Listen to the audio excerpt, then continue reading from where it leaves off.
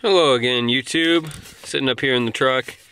Have some good news for those of you on YouTube Shop Talk and some of my Silverado groups. You know that on Friday I put in a new alternator on this truck, and not knowing any better, I bought a Reman. Well, now I know better. Do not buy a Reman, because Saturday night, as I was driving home from Oxford, which is about 90 miles from my house, basically right when I left Oxford, the voltage gauge up here would not go higher than about 1 or 2 marks above the red. So something was wrong. My first guess was the alternator. I managed to limp the truck home, tighten the connections up, seemed to work a little better. Thought, okay, I can limp it back to Oxford in the morning for work. So I get, basically leaving the gas station, getting ready to get on the highway, and it just chugs and dies. Well, screw it, call AAA, get it back to the house, got up to work, and then finally got time to work on it today.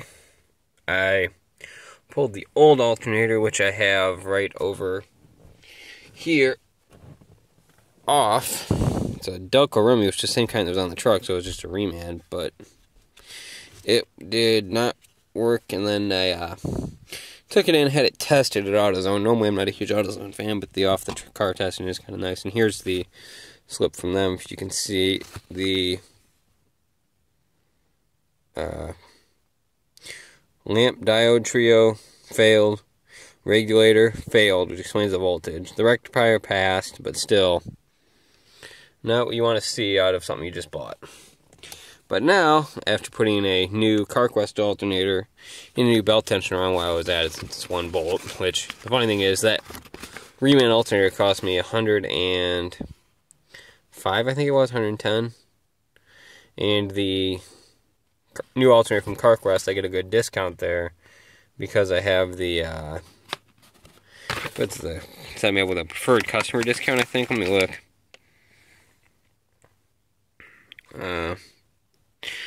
Doesn't say, but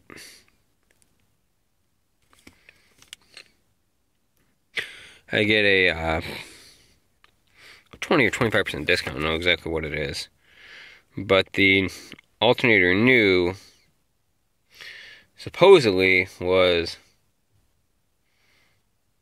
$182. They gave it to me for $109. $12 core, which I gave them the original alternator off the truck as a core. Then I'm going to try and return the Reman. And a belt tensioner altogether cost me $160, which is pretty good.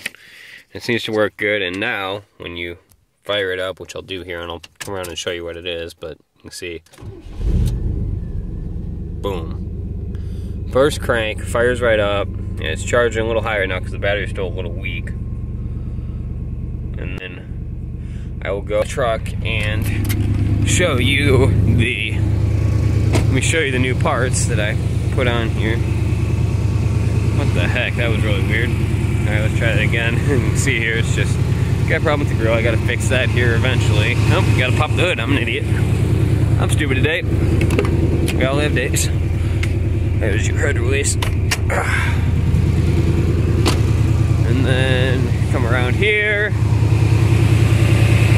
Bunch of junk on my hood because it's been sitting for a couple days, but you can see brand new alternator, brand new tensioner. Seems to be working great, so hopefully it stays good.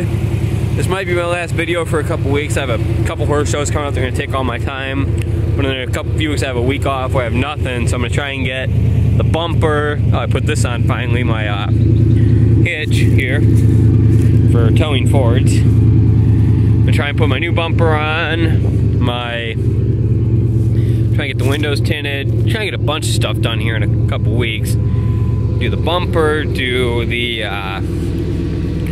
what else? Do the exhaust, hopefully, in the new bed, at least. Maybe more, we'll see what my budget allows and what time allows, but gonna do some big changes in a few weeks for the old girl. I hope we see you before then, but if not, see you in 3 weeks, YouTube.